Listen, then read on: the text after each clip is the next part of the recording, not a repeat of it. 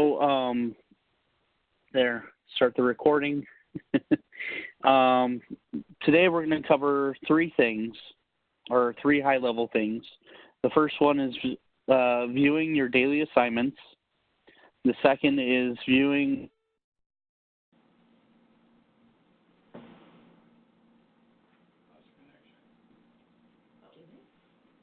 in the phase. Dan, did we lose you?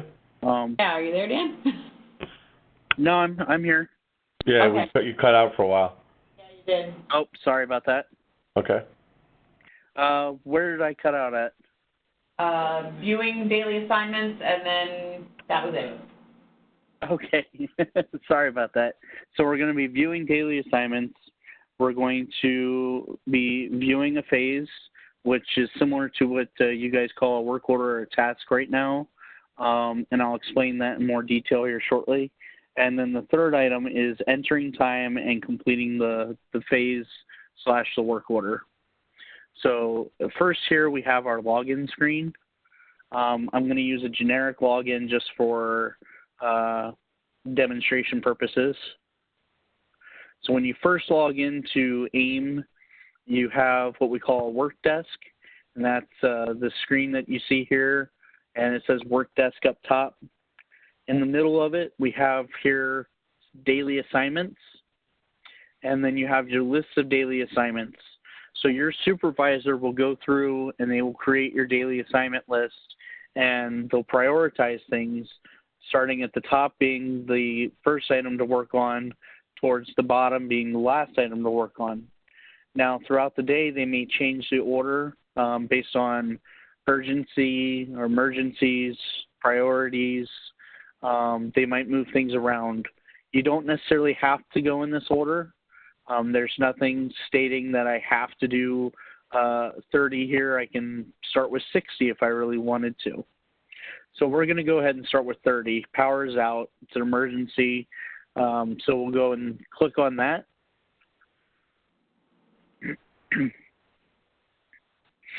So once we click on that, it takes us to the screen called a phase. A phase describes what it is you need to work on. So in this case, they provided very little detail. They said the power is out, and they didn't give us a location. So we've got to go to the work order. So over here on the right, we'll see work order. Notice that it's blue and underlined. Anything that's blue and underlined has data behind it that you can click and view. So we're going to view the work order. And the work order is going to tell me several different pieces of information. There's another description here. So there's no power to the counter computer. So it's not that the power is out itself. And then they give us a region, a facility, and then a campus. So it's in the service building. So now I know at least the building I need to go to. And then I also have some additional information here on the left column. I've got an organization which you guys don't care about, but below that I've got Jane Smith, the requester of the issue, and then a contact, who to contact, their extension and their email address. So if I want to know more information, like a room that the power is out in, or if it's the front desk computer, I can always reach out to them and find out more information, or reach out to Nancy to get more information on this work order. Nancy does a pretty good job at gathering information, so hopefully you don't have to reach out to anybody. You can just do the work order. Now, as I scroll down, the work order can be made up of several phases.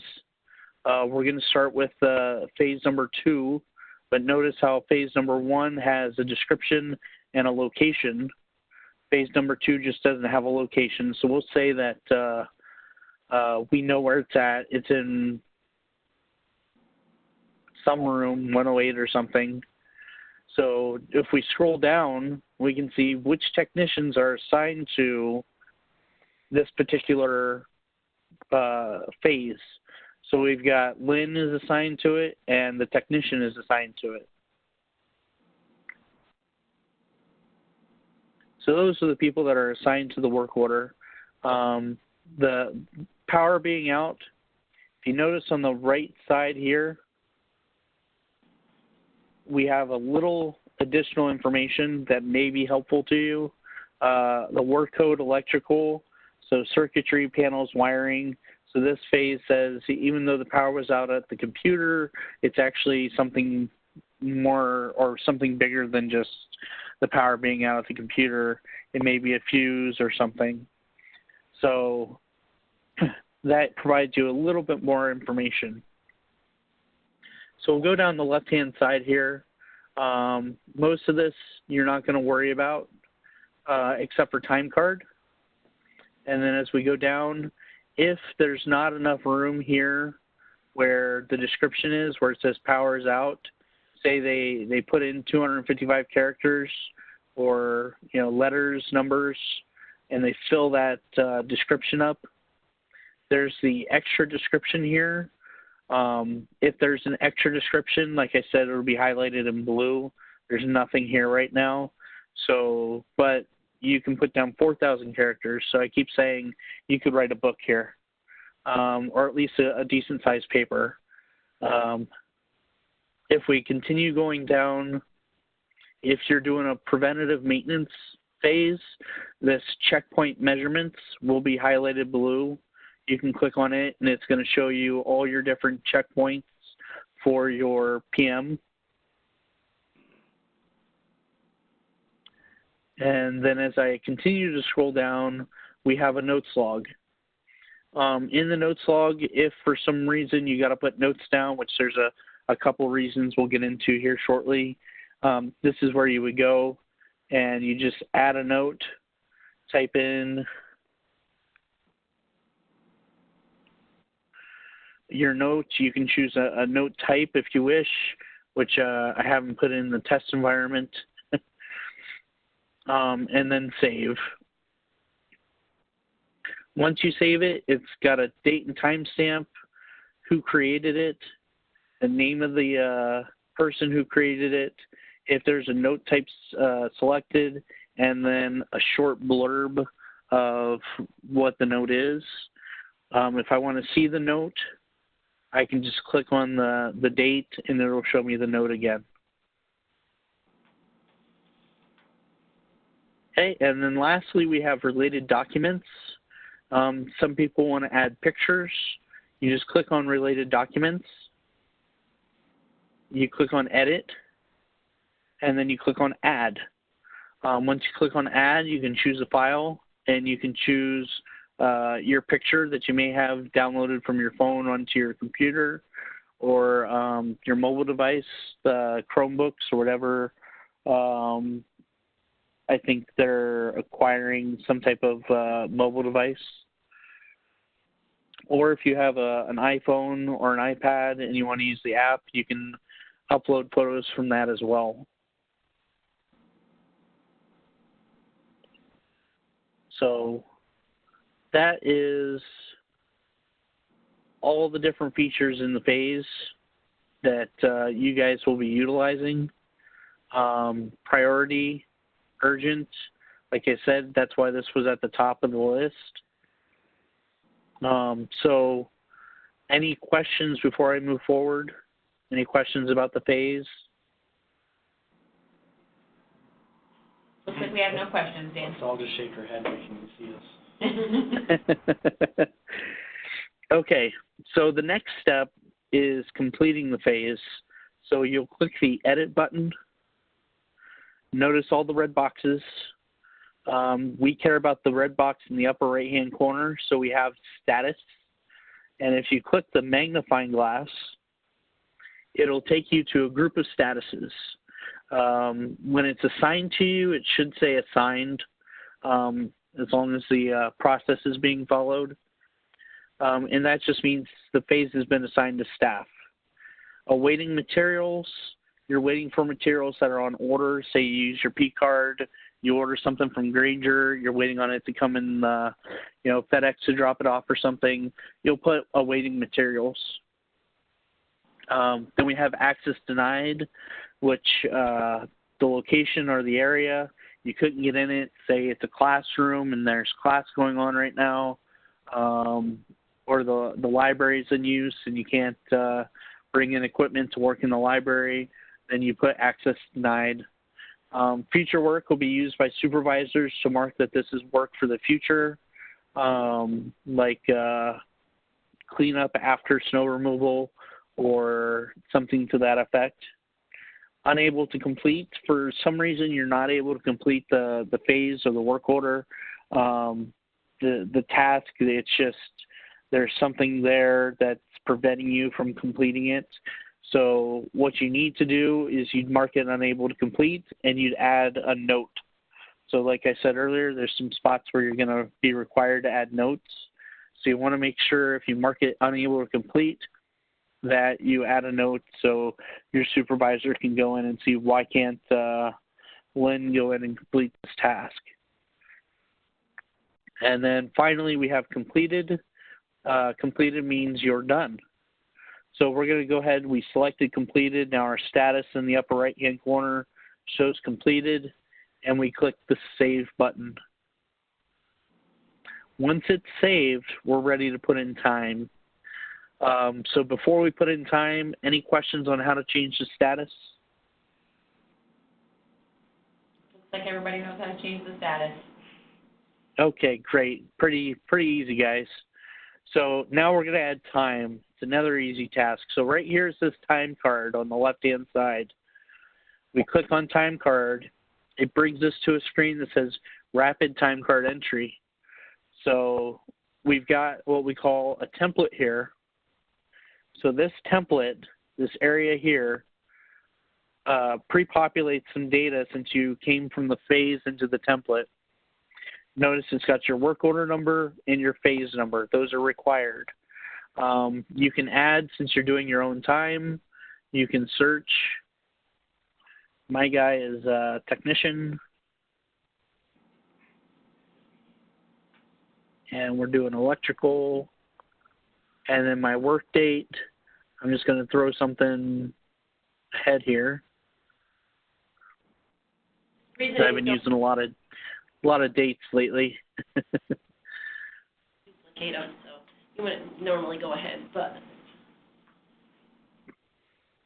Yeah, we'll pretend that's today. And now what we'll do is in the upper right-hand corner here, we have add. So we go ahead and click add. And what that does is it takes all the information from the template and pulls it down here to where you can actually add your hours. So as long as this information doesn't change and you're good to go, you can put hours in. So we'll put 2, and then you click the save button. And notice now we have a transaction here where it's blue with the underline. So I'm able to click on that, and I can see how many hours I've submitted for the day. So right now I've submitted 2 hours for April 23rd. So I know I've got 2 hours in today. If I go back, I can click add some more. So say I worked on several different work orders. So I've got my time or my date, myself in there. The rest is pre-populated, but I want to work on different work orders. I click add a couple times.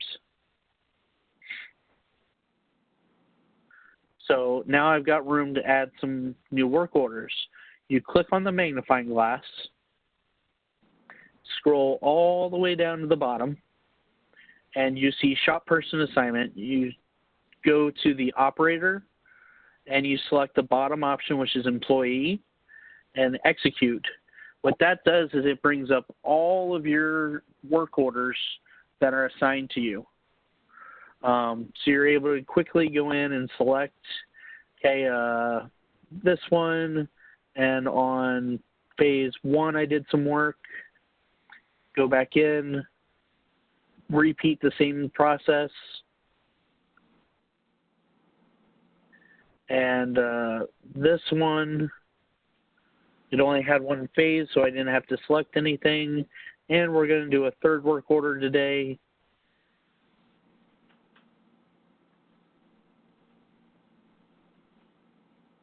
Lights out in the training room again. we're going to replace the ballast. So now that I've got those in, I was able to put in 3 different work orders. I can go to the right here and put different times in. Do 2, 3, and 1. And then I click save. So all of those, notice the transaction number is the same. That's because it's all for one day. So if I click on it, I've got a total of 8 hours, and I've got 4 line items, one for each different work order or time that I had submitted. And that's all for April 23rd, 2019. Now, what happens if I've put in time and my supervisor has already approved time for that day, but I forgot to put in time last week for one of the work orders? So I'm going to go ahead and change the date to be today, and I'm going to put in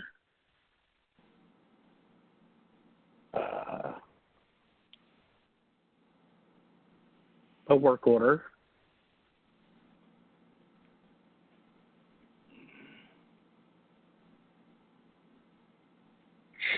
And I add that, and I put in a couple of hours, and I click save.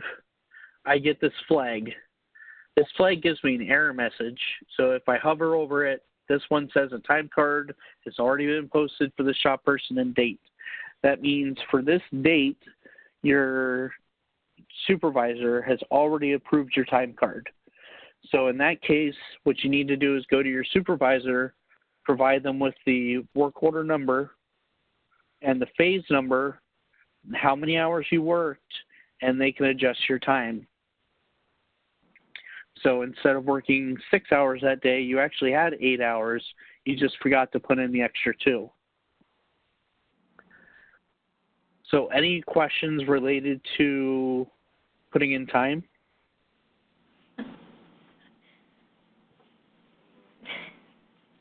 Looks like they're all good. You guys are my quiet group. Yeah. So once we're done, I can remove that. It's not a problem, or I can just hit cancel or hit back. That puts me back at the phase, and I'm completed. Now, if I want to go back to my work desk, I've got this AIM button right here. I click the AIM tab, or where it says AIM, and I go back to my daily assignments on my work desk, and notice we started at 30. 30 is now gone because you have completed the work. So now, say something else came up, the boss comes up to you and says, hey, I need you to work on this light in the training room. So I can click on number 70, even though it's not in order.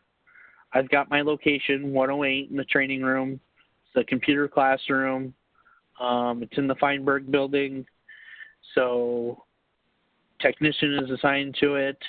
I can go in. I've done the work. I've fixed the ballast. I can edit.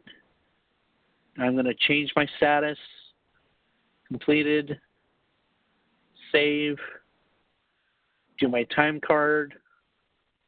Comes up with my work order information. Put in today's date. And find myself again.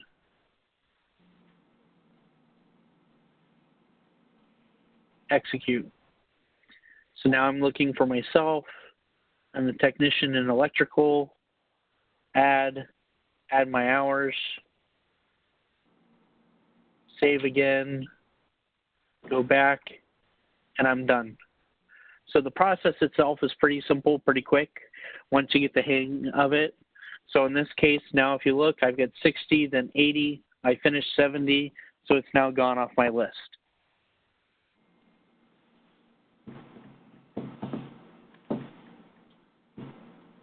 I guess that's about it, Dan. Yeah. So any questions by the group? I'm here to answer anything you guys have. Any confusion?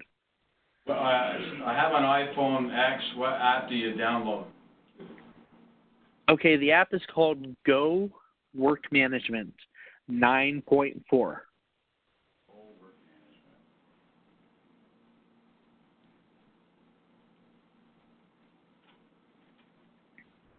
Is it only iPhones? It is only iPhone, unfortunately.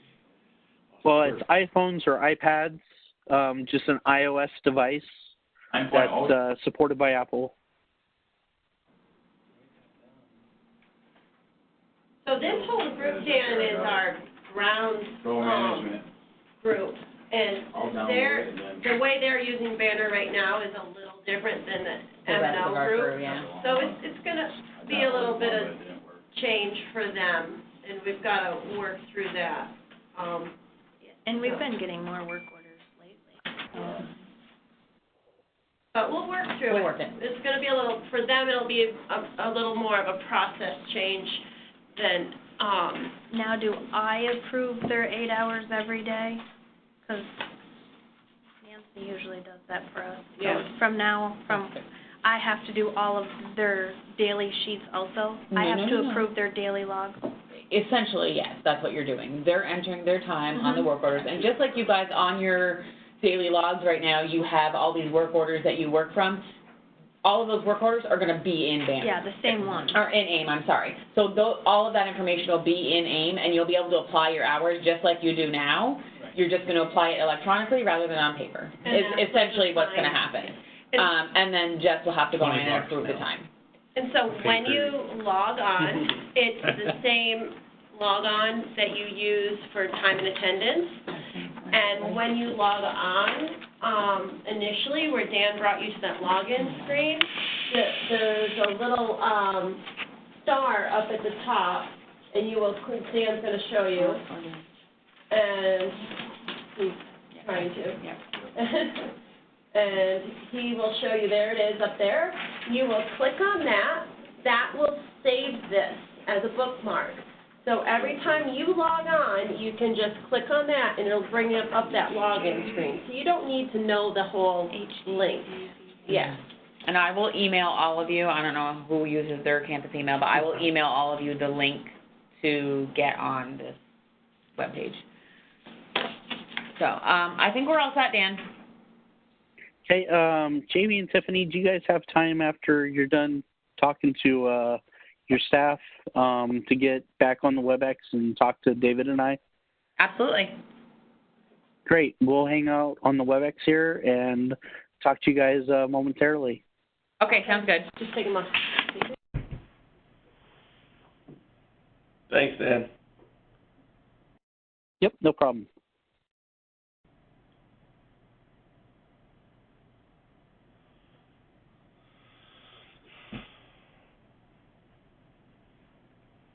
Did you guys get a lot more with that squall last night, or not much?